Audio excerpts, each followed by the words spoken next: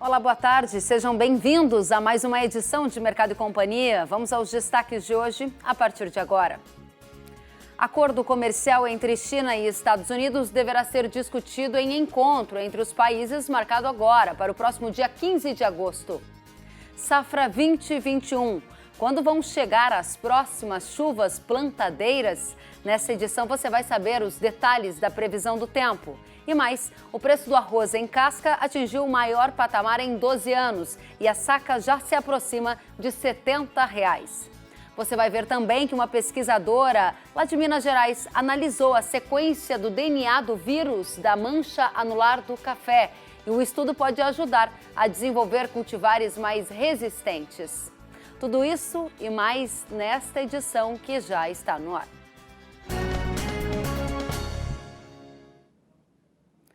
A primeira fase do acordo comercial entre Estados Unidos e China deve ser avaliada no próximo dia 15. A informação foi veiculada em agências de notícias dos Estados Unidos. O representante comercial dos Estados Unidos, Robert Lighthizer, e o vice-primeiro-ministro chinês Liu He devem realizar uma videoconferência no próximo dia 15 para avaliar a fase 1 do acordo comercial entre os dois países. Segundo fontes ouvidas pelo veículo de notícias norte-americano Dow Jones Newswires, na primeira fase, oficializada em janeiro deste ano, a China se comprometeu a aumentar as importações de produtos agrícolas dos Estados Unidos em 200 bilhões de dólares em 2 anos. Em entrevista ontem ao canal norte-americano Fox Business, o presidente dos Estados Unidos, Donald Trump, voltou a minimizar o acordo e disse que não se sente mais da mesma forma em relação ao pacto feito com o país asiático. Vamos já avaliar este tema com o nosso convidado, sócio-diretor da MD Commodities, Pedro Deineca. Pedro, primeiramente, seja muito bem-vindo. Boa tarde. Boa tarde, Kellen. Boa tarde a todos aí.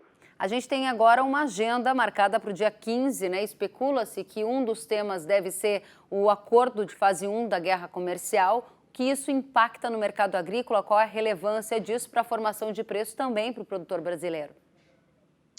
Bom, Kellen, essa reunião é uma reunião para monitorar o avanço do acordo. Lembrando que o acordo ele foi assinado no dia 15 de janeiro, ele entrou em vigência a partir do dia 15 de fevereiro deste ano. Então, estamos agora na marca de 6 meses. A China, as compras chinesas por produtos norte-americanos estão bem aquém de onde deveriam estar para atingir os níveis, né, comprometidos durante o acordo. E aí temos toda essa situação de guerra fria ainda entre Estados Unidos e China. Essa situação não será resolvida pela fase 1, tá, do acordo. E também nós, na MD, acreditamos que será muito difícil que essa fase 1 seja cumprida. O próprio presidente Trump, aí vocês acabaram de mostrar na reportagem, continua pegando firme, né, batendo de frente com os chineses, ainda mais agora, há 3 meses da eleição. Tá? Então, em relação ao mercado, os chineses vêm comprando soja americana, eles vêm comprando volume maior, porém, muito disso já está embutido nas estimativas do Departamento de Agricultura norte-americano, e os chineses precisaram comprar muito mais soja norte-americana para justificar um otimismo maior nos mercados, na nossa opinião. Bom, esse ponto que você traz inicialmente de que a China comprou bem menos do que aquilo que havia sido dito no primeiro momento do acordo, lá em janeiro, significa que essa demanda chinesa migrou para o Brasil e isso justifica esses patamares recordes de preço, por exemplo, observados para a soja? Olha, o Brasil vem se beneficiando da liderança, digamos assim, né, na exportação mundial de soja. O Brasil é líder disparado de exportação de soja e, na opinião da MD, continuará sendo. Os chineses estarão aí prontíssimos, né, para começar a levar a soja safra nova que torcemos nós começará a entrar a partir aí de início, meados de janeiro no Brasil. Então, os prêmios no Brasil devem continuar se fortalecendo.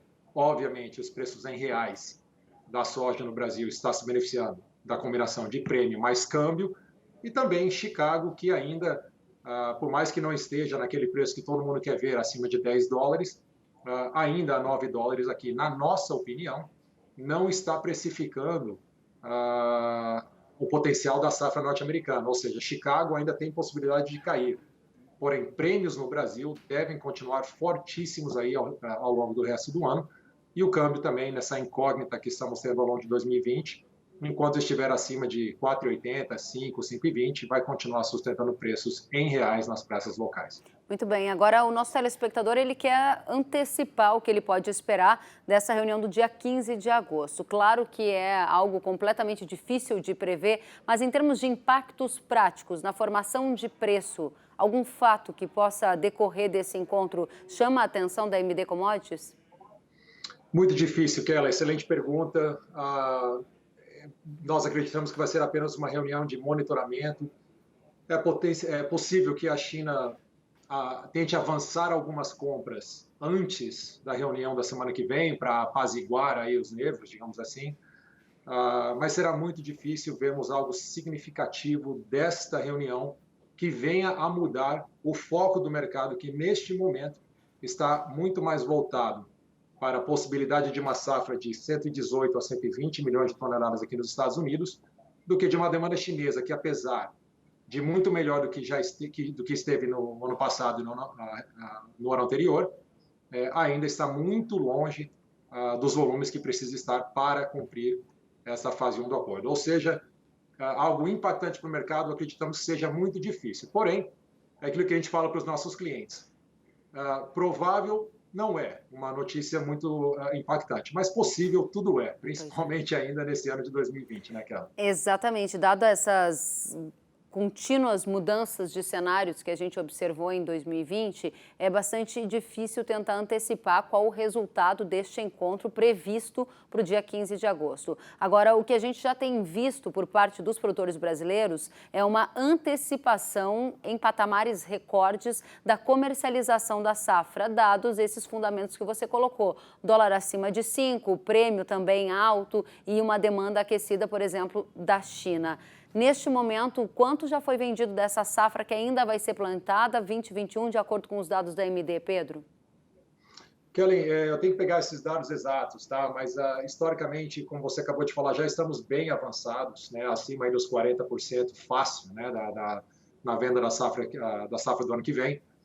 O produtor ele está sabendo aproveitar, né? Ele está olhando realmente nos cálculos e vendo a margem que está recebendo principalmente para as vendas em reais, né? As vendas em dólares são uma história completamente diferente, mas o produtor está fazendo a tarefa de casa, está fazendo da forma que tem que ser feito, né? Está dando uma margem histórica, vamos travar, os custos vêm aumentando também, então eles estão, muitos deles, com as contas na ponta do lápis, fazendo o que deve ser feito para garantir aí uma sustentabilidade do seu negócio, uma prosperidade do seu negócio. Então, muito bem.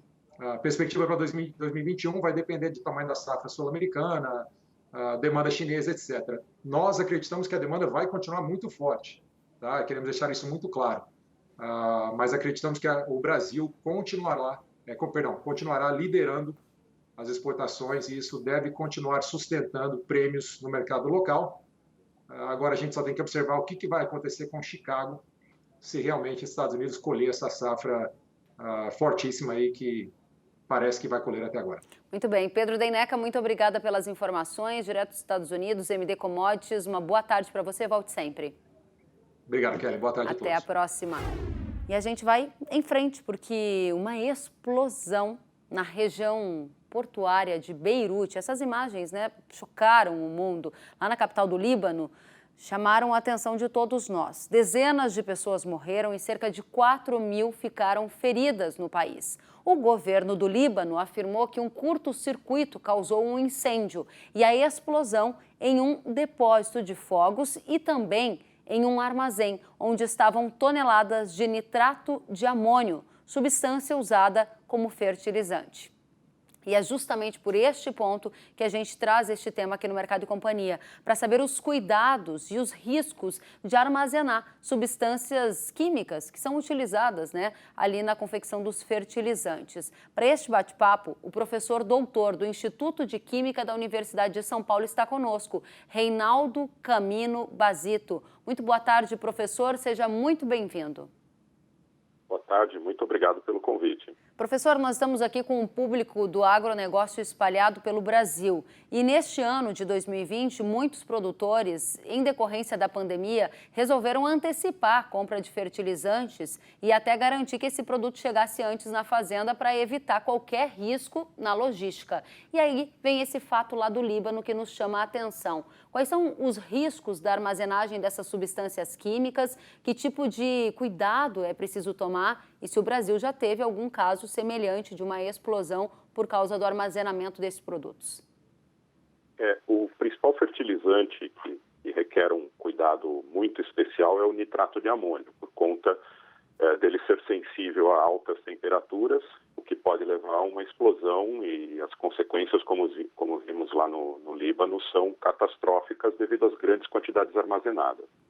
Então, é necessário seguir as normas técnicas recomendadas, as recomendações dos fabricantes e das autoridades para que se evite esse tipo de incidente, né? Então, tem diversas precauções a serem tomadas. Por exemplo, o galpão de armazenamento não pode ser construído em material inflamável, é necessário respeitar a quantidade máxima de empilhamento, o distanciamento adequado entre as pilhas de material, para que não tenha uma consequência nefasta desse tamanho. Então, evitar exposição a altas temperaturas, enfim.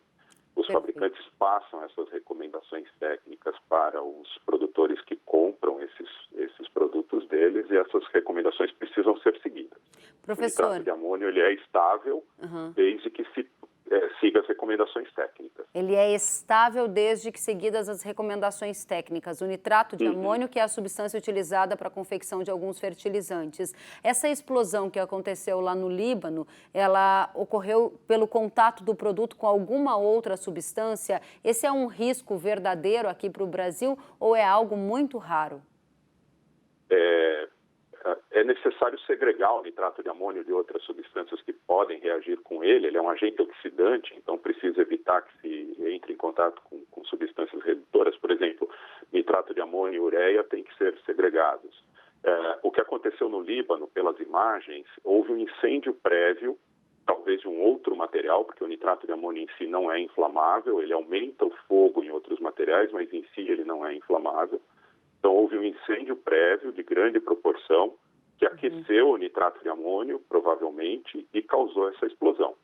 Então, é necessário esse cuidado. Você havia perguntado se aconteceu no Brasil. No Brasil, a gente teve um caso recente, 2017, de um incêndio numa esteira transportadora na Vale Fertilizantes, lá em Cubatão, mas não chegou a causar uma explosão, foi apenas um incêndio. Claro que a gente está muito impressionado com todas as imagens que estamos acompanhando na imprensa mundial em relação a essa explosão que aconteceu lá em Beirute. E aí perguntamos para o senhor quais são as lições que essa explosão pode deixar aqui para nós no Brasil. A principal lição que um acidente, uma tragédia de grande porte dessa nos traz é a gente respeitar substâncias químicas perigosas. Elas precisam ser tratadas com o devido cuidado. Os riscos têm que ser mitigados utilizando as recomendações técnicas adequadas. A negligência, ou imperícia, ou o não respeito a essas substâncias podem ocasionar tragédias desse porte. Professor, claro que a nossa audiência acompanha o noticiário internacional, acompanha com atenção o que o senhor está nos dizendo, e não é o nosso papel aqui no Canal Rural criar nenhum falso alarmismo sobre eventuais riscos, até porque todos os produtores sabem muito bem, né, do manejo que devem fazer com estes produtos. Eu gostaria então da sua mensagem final. Existe um fato que aconteceu lá em Beirute e existe um cuidado para ser tomado no armazenamento de fertilizantes, especialmente nesse ano em que muita gente antecipou a compra e eventualmente está guardando nas fazendas. O recado principal que o senhor dá para a nossa audiência neste momento, qual é? O fertilizante é extremamente importante e ele precisa ser armazenado de maneira adequada. Seguindo as recomendações técnicas, ninguém tem que ter medo da substância. A gente precisa ter respeito, não medo. Muito bem. Seguindo as recomendações técnicas, ele é extremamente seguro, tranquilo de ser usado. A gente usa milhões de toneladas por ano disso no mundo todo. Muito bem, professor. O recado está muito claro. Seguir as recomendações técnicas, respeitar essas substâncias químicas e usá-las adequadamente a serviço, né, do agronegócio, como temos feito. Obrigada pela sua presença, pelos esclarecimentos. Volte sempre. Uma boa tarde, professor. Boa tarde, eu até agradeço. E o preço do arroz em casca no indicador do CPEA fechou ontem a R$ 68,98 por saca. Este é um dos patamares mais altos em pelo menos 12 anos, ou seja, desde maio de 2008, quando o valor real chegou a R$ 69,95. Vamos já conversar com o Lucílio Alves, pesquisador do CPEA, para entender o que vem pela frente e o que fez o preço do arroz se aproximar dos R$ 70 por saca. Seja muito bem-vindo, Lucílio. Boa tarde, Karen. Boa tarde a todos. Obrigada pela companhia e eu já começo querendo saber quais são os fatores conjugados que levaram a saca a se aproximar de R$ 70, que é um dos patamares mais altos da história. Kellen, é um fator aí que vem ao longo dos anos reduzindo os estoques. Nós temos um longo período de equilíbrio entre oferta e demanda e de redução dos estoques de passagem, pelo menos desde a temporada 2015-2016. E depois, neste ano, a partir de março e abril, em especial, que coincide com o pico da entrada da safra brasileira, nós tivemos um deslocamento de demanda em função da pandemia. A partir do momento em que a população teve que ficar mais tempo em casa, houve um acréscimo na demanda por arroz, alavancando o preço do produtor até o nível de varejo. Claro que para os demais elos não na mesma intensidade, mas mesmo em nível de varejo a gente tem uma alta de 14% acumulada na parcial de 2020, então é algo expressivo. E além de um deslocamento de demanda doméstica, nós tivemos também uma demanda internacional. Com uma desvalorização cambial, as exportações se tornaram atrativas e de março para cá, pegando os 5 primeiros meses do ano safra, já foram exportadas quase 930 mil toneladas de arroz contra 555 mil toneladas no mesmo período do ano passado. Então, o fator que não é comum, que acabou deslocando o preço nessa temporada, é a demanda. Muito interessante. Demanda internacional, puxada pela desvalorização cambial, demanda interna, puxada pela pandemia, que gerou esse adicional de demanda que você mencionou, e ainda você referia-se aos estoques baixos. A grande questão, Lucília, é que tem muito produtor tomando decisão agora, se vai semear áreas maiores de arroz, dado o patamar do preço, saca a quase R$ 70. O que vem pela frente? Quais são os cenários que o CPEA já enxerga que estarão presentes no próximo ciclo agora do arroz? Do ponto de vista de rentabilidade ao produtor, se formos analisar única e exclusivamente os custos operacionais, sem envolver o arrendamento, certamente o produtor vai verificar uma certa atratividade ou uma atratividade extremamente expressiva. Agora, não custa lembrar que nos anos anteriores, nos 10 anos anteriores, exceto este ano, em 8 deles o produtor não teve receita suficiente para pagar o custo de produção. E na prática, se a gente olhar os parâmetros atuais, nos últimos 2 ou 3 meses, a receita passou a superar o custo total de produção, ou seja, onde todos os ativos estão sendo remunerados. Então, olhando única e exclusivamente a operacionalização, sem arrendamento, certamente se verifica uma rentabilidade. Agora, um ponto importante é que o estado do Rio Grande do Sul não está numa situação fácil. Claramente, o arroz está mais na parte sul do estado e envolve aí um cultivo irrigado. Em contrapartida, a parte norte é a que mais sofreu com os baixos índices pluviométricos de 2020. Mas, mesmo assim, não dá para dizer que o produtor tem um excedente de recursos tão expressivos para aumentar a área de forma também tão expressiva. Claramente, o estado do Rio Grande do Sul perdeu 50 mil hectares na última safra, ou seja, saiu de 1 milhão para cerca de 950 mil hectares. Talvez acabe ocorrendo uma recuperação de parte dessas lavouras nessa última temporada. Agora, o produtor precisa também estar muito atento que talvez esse deslocamento de demanda e, quem sabe, não necessariamente a desvalorização cambial continue ocorrendo para a próxima temporada. Então, certamente é preciso avaliar muito bem a relação custo-benefício e, considerando que no mercado de arroz não é possível, não há uma tradição de negócios antecipados, travando preços, isso acaba elevando riscos. Então, o produtor precisa avaliar muito bem a possibilidade de aumentos de área e automaticamente de produção num ambiente que pode ocorrer aí uma volta tradicional da demanda, ou seja, a hora que a população voltar para as condições normais, aquele consumo de casa que era mais expressivo pode diminuir.